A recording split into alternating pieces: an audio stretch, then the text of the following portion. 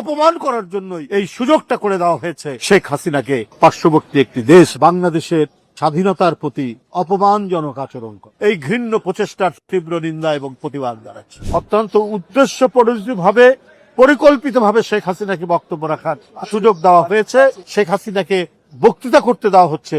এটা সম্পূর্ণরূপে ভারতীয় নীতি নির্ধারকদের পরিকল্পিত একটি বিষয়।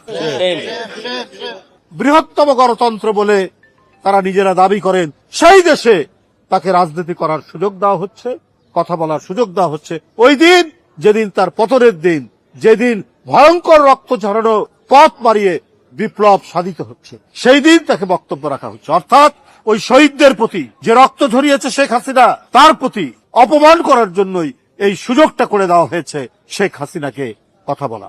আমি আবারও এই ঘৃণ্য প্রচেষ্টার তীব্র নিন্দা এবং প্রতিবাদ জানাচ্ছি। কথা বলার সুযোগ দেওয়া পার্শ্ববর্তী একটি দেশ, এটা আমরা মনে করি বাংলাদেশের স্বাধীনতার প্রতি অপমানজনক আচরণ করে। বাংলাদেশের নিজের পায়ে দাঁড়ানোর ঠিক ওই সময় আন্তর্জাতিক নানা চক্র, এখনো নানা পরিকল্পনা চলছে।